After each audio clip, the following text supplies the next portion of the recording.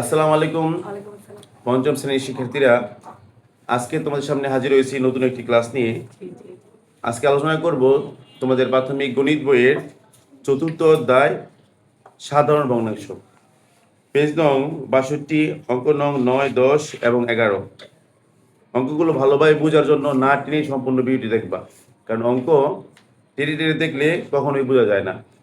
তাহলে চলো আমরা শুরু করি। অঙ্ক নং 9, দেখো 9 কি বলছে। দুইটা ফিতার কথা বলছে। একটা ফিতা হলো 3/4 মিটার, আরেকটা ফিতা হলো 2/3 মিটার। এই দুইটা একত্রে দৈর্ঘ্য কত? তোমরা জানো একত্র মানেই দুইটা যোগ করা। তাহলে দুইটা ফিতা আমরা যোগ করে দিলে অঙ্কটা সমাধান হয়ে যাবে। কিন্তু আমরা কি লিখে সাজাবো? যেখানে প্রশ্ন করছে, দেখো কি প্রশ্ন করছে। ফিতা দুইটি ফিতা একত্রে কত মিটার? তো আমরা কিভাবে লিখবো? দুইটি ফিতার দৈর্ঘ্য একত্রে, দেখো দুইটি ফিতা একত্রে, দেখে লিখবে এখান থেকে। দুইটি ফিতা একত্রে, দুইটি ফিতা একত্রে। একটা ফিতা হলো 3/4 মিটার দেওয়া ছিল, আরেকটা ছিল 2/3 মিটার।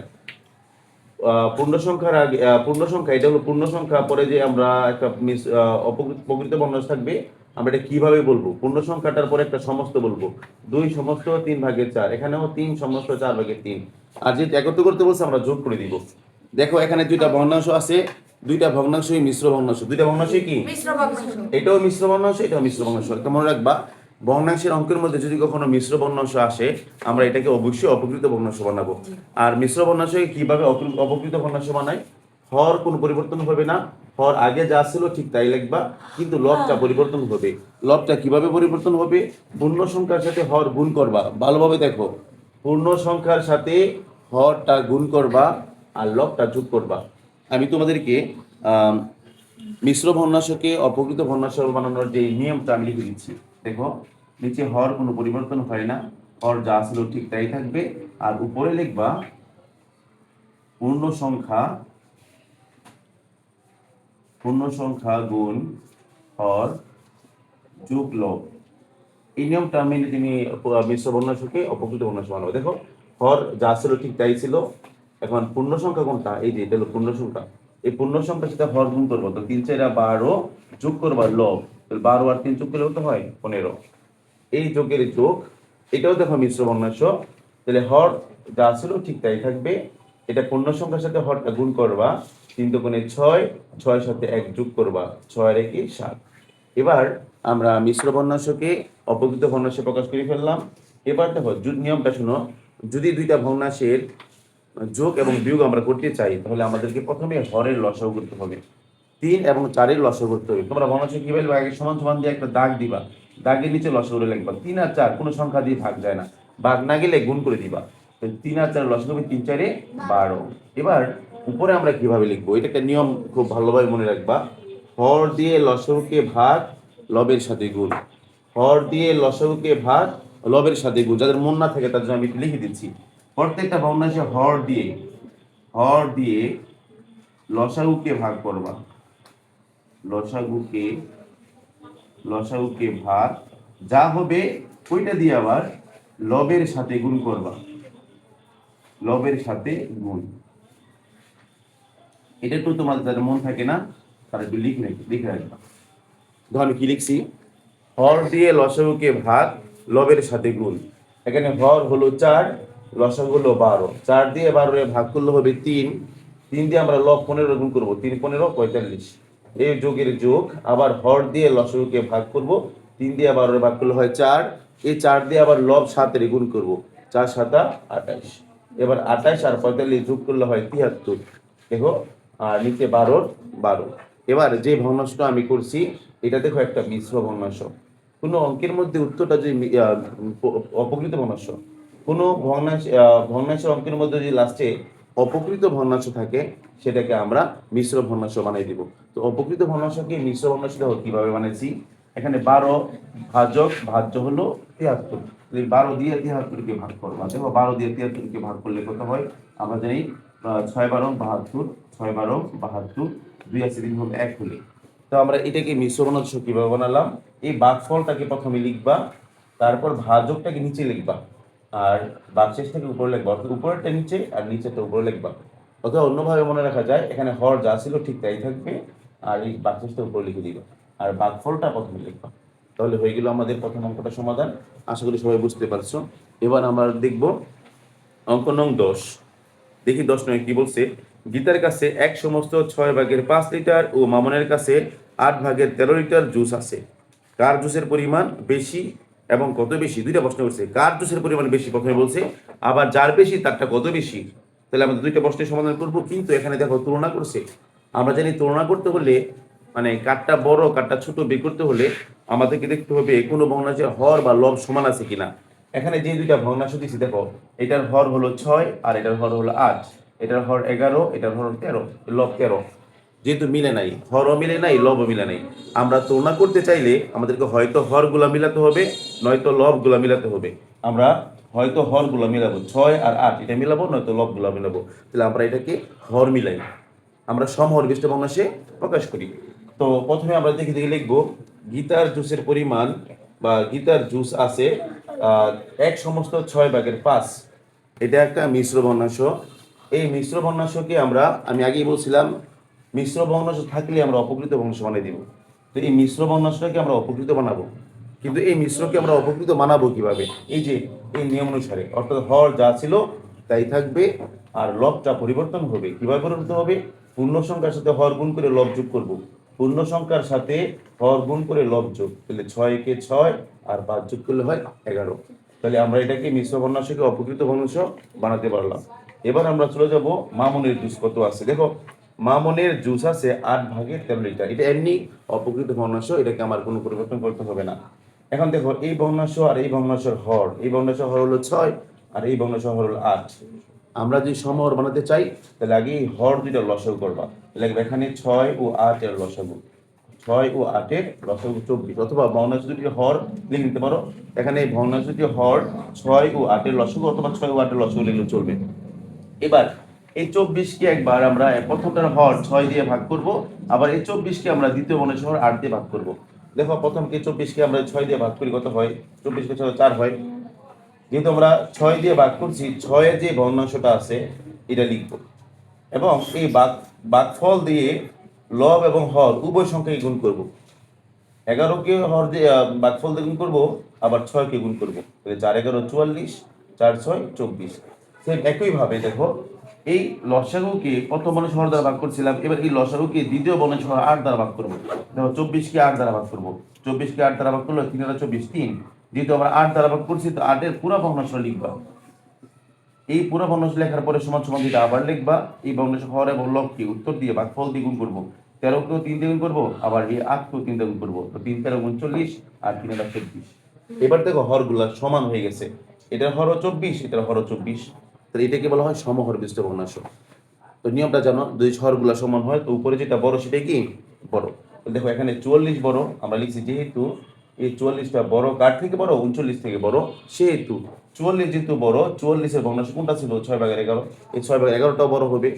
আর 39 যেহেতু ছোট, তো 39-এর যে ভগ্নাংশটা ছিল 8/13, এটাও ছোট হবে। যেহেতু এটা বড়, তাহলে এটা কাঠটা 6/11 কাঠটা, 6/11 হলো গীতারটা, তার মানে গীতার জুসের পরিমাণ বেশি। তো আমরা লিখতে পারি গীতার জুসের পরিমাণ বেশি। দুইটা প্রশ্ন করছিল, কার জুসের পরিমাণ বেশি, আমরা একটা উত্তর দিতে পারলাম, গীতার জুসের পরিমাণ বেশি। পরে আবার বলছিল কত বেশি, কত বেশি, তাহলে আমরা লিখবো গীতার জুসের পরিমাণ বেশি। তাহলে কার তুলনা করতে চাইলে কম বা বেশি করতে গেলে আমরা বিয়োগ করে দিব। কি করে দিব? আর একটা ভালো কথা ভালো করে মনে রাখবা, বিয়োগ করার সময় অবশ্যই বড় লাগে লিখবা। কোনটাকে লিখবা? বড়। যেহেতু গীতার জুসের পরিমাণ বেশি, তো গীতারটাকে লিখবা। তাহলে গীতার কোনটা ছিল? এটা আমরা সমহর যেটা পাইছি এটা লিখলে হবে, আবার এটা লিখলে হবে। আমরা এটাই লিখবো 24/44। আর মামলাটা কম, মামলাটা পরে লিখবা 24/39। এবার বিয়োগ করে দিলে আমরা পাবো কত বেশি। দেখো যেহেতু হর সমান, তাহলে হর দুটোকে একটাই লিখবা, আর হর সমান হলে উপরে যা তাই লেখা যায়। 44 বিয়োগের 2 39। এবার হর 24 24 থাকবে, 44 থেকে 39 বিয়োগ করলে 5, অর্থাৎ গীতার জুস বেশি আছে 24/5 লিটার। আশা করি অঙ্কটি বুঝতে পারছো। এবার আমরা চলে যাবো অঙ্ক নং 11। দেখো 11 নম্বরটা খুব ভালোভাবে বুঝবা। সবুজের বাড়ি বিদ্যালয় থেকে 8 কিলোমিটার পশ্চিমে অবস্থিত, আর মিতুর বাড়ি বিদ্যালয় থেকে পূর্বে অবস্থিত। তুমি একটু চিত্র দিলে তোমরা বুঝতে পারবা। ধরো এটা হলো বিদ্যালয়, সাপোজ মনে করো এটা একটা বিদ্যালয়, আর এটা হলো সবুজের বাড়ি, আর এটা হলো গীতার বাড়ি। তাহলে এটা হলো বিদ্যালয়, ধর এটা বিদ্যালয়, এটা হলো সবুজের বাড়ি, আর এটা হলো গীতার বাড়ি। তাহলে দেখো, মনে করো সবুজের বাড়ি থেকে বিদ্যালয় যাইতে 3 কিলোমিটার হাঁটতে হয়, আবার বিদ্যালয় থেকে গীতার বাড়ি যাইতে আরো 2 কিলোমিটার হাঁটতে হয়। এখন সবুজ যদি বিদ্যালয় না গিয়ে সরাসরি গীতার বাড়িতে যায়, তাহলে তার কয় কিলোমিটার হাঁটতে হবে? এদিক দিয়ে 3 কিলোমিটার, এদিক দিয়ে 2 কিলোমিটার, তাহলে মোট কয় কিলোমিটার হাঁটতে হবে? 5 কিলোমিটার। তাহলে অর্থাৎ সবুজের বাড়ি থেকে গীতার বাড়ির দূরত্ব বের করতে হলে এদের যোগ করতে হবে। এদের কি করতে হবে? যোগ করতে হবে। তাহলে আমরা যোগ করে দিব। তো দেখো কি লিখছি, সবুজের বাড়ি থেকে মৃত্যুর বাড়ির দূরত্ব। স্পষ্টে যেভাবে বলছে ঠিক এভাবে বলবো। স্পষ্ট বলছিল সবুজের বাড়ি থেকে মৃত্যুর বাড়ির দূরত্ব কত কিমি, তো আমরা দেখে দিয়ে লিখবো সবুজের বাড়ি থেকে মৃত্যুর বাড়ির দূরত্ব, এই দুইটা সংখ্যা যেটা আছে 8/3 ও 12/5, এই দুটো আমরা যোগ করবো। তো তোমরা ইতিপূর্বে জেনে গেছো যে ভগ্নাংশের যোগ এবং বিয়োগ করতে হলে ভগ্নাংশের হরগুলোর আগে লসাগু করতে হবে। তাহলে 8 আর 12 আমরা লসাগু করবো। দেখো 8 আর 12 লসাগু কত? 2 দিয়ে ভাগ করলে হবে 4, 2 দিয়ে ভাগ করলে হবে 6, আবার 2 দিয়ে ভাগ দিয়ে 2 দিয়ে ভাগ করলে হয় 2, 2 দিয়ে ভাগ করলে হয় 3। এবার গুণ করবা, 3 দুগুণে 6, 6 দুগুণে 12, 12 দুগুণে 24, অর্থাৎ 8 ও 12 লসাগু হলো 24। 8 ও 12 লসাগু তো কিভাবে লিখবা? আগে সমান সমান দিয়ে দাগ দিয়ে নিচে আবার লসাগুটাকে লিখে নিবা, আগে নিচেটাকে লিখে নিবা। এবার নিয়ম লিখেছিলাম, হর দিয়ে লসাগুকে ভাগ, লবের সাথে গুণ। প্রত্যেকটা মানুষ হর দিয়ে লসাগুকে ভাগ করবা। তো 8 দিয়ে লসাগু 24, 24কে ভাগ করবা। 8 দিয়ে 24কে ভাগ করলে 3 হয়, 3 8 24, এই 3টা লবের সাথে গুণ, 3 3 9, এই যোগের যোগ। আবার হর এখানে 12, হর দিয়ে লসাগুকে ভাগ করবা। 12 দিয়ে 24কে ভাগ করলে হয় 12 দুগুণে 24, 2 কত হয়? এই 2 দিয়ে আবার লবের গুণ করবা, 5 দুগুণে 10, 10 আর 9 যোগ করলে হয় 19, আর হর যা ছিল তাই। অর্থাৎ সবুজের বাড়ি থেকে মৃত্যুর বাড়ির দূরত্ব হলো 24/19 কিলোমিটার। বুঝতে পারছো? এবার আমরা চলে যাবো 11 নং অঙ্কের খ নং। দেখো খ নংটা কিন্তু এই যে 10 নং অঙ্কটা কিন্তু সেম এটার মতোই। দেখো খ নংটা হুবহু 10 নং এর মতো। আমরা কিভাবে করতেছি, প্রথমে আগে লিখবো সবুজের বাড়ি বিদ্যালয় থেকে কার বাড়ি নিযুক্ত করতে, তো লিখবো বিদ্যালয় থেকে সবুজের বাড়ির দূরত্ব। সুন্দর হয়, বিদ্যালয় থেকে সবুজের বাড়ির দূরত্ব, সবুজের বাড়ির দূরত্ব, বাড়ির দূরত্ব ওইভাবে লিখলো হতো। বিদ্যালয় থেকে সবুজের বাড়ির দূরত্ব হলো 8/3 কিমি, কিমি মানে হলো কিলোমিটার। আবার বিদ্যালয় থেকে মৃত্যুর বাড়ির দূরত্ব, মৃত্যুর বাড়ির দূরত্ব 12/5 কিমি। এবার দেখো কার বাড়ির দূরত্ব বেশি এটা বের করার জন্য আমাদেরকে সমহরবিষ্ট ভগ্নাংশ বসাতে হবে। কিভাবে বসাতে হবে? সমহরবিষ্ট ভগ্নাংশ। আর সমহরবিষ্ট ভগ্নাংশ প্রকাশ করার দুইটা পদ্ধতি আছে। একটা হলো গুণিতকের মাধ্যমে, এটা হচ্ছে অনেক সহজ। আর একটা হলো ওই যে লসাগু করে, যে তোমরা যে কোনো একটা নিয়ম করলেই হবে। তাহলে আমরা লসাগু দিয়ে করি, লিখবো ভগ্নাংশ দুটির হর, ভগ্নাংশ দুটির হর, ভগ্নাংশ দুটির হর।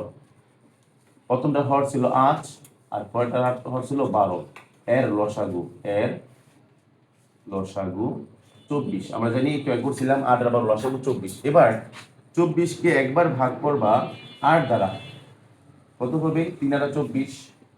আরেকবার ভাগ করবা 12 দ্বারা, যদি একবারই করে দিচ্ছি আমি, রাখো 24কে আরেকবার ভাগ করবা 12 দ্বারা, 12 দ্বারা করলে 12 দুগুণে 24। যেহেতু তুমি 3 দ্বারা ভাগ করছো, 8 দ্বারা ভাগ করছো, তা 8-এর ভগ্নাংশটা লিখবা 8/3 সমান সমান দিয়ে আরেকবার লিখবা 8/3 গুণ দিবা, গুণ দিয়ে উত্তরটা ভাগফলটা 3, এই 3 উপরে একবার লিখবা, নিচে একবার লিখবা।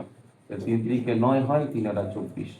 সেম একই ভাবে এখানে যেহেতু তুমি 12 দিয়ে ভাগ করছো, 12-এর ভগ্নাংশ লিখবা 12/5, এটা আরেকবার লিখবা 12/5। এবার ভাগফল 2, 2 দ্বারা উপরে গুণ, নিচেও গুণ, তাহলে 5 দুগুণে 10 আর 12 দুগুণে 24। এবার যেহেতু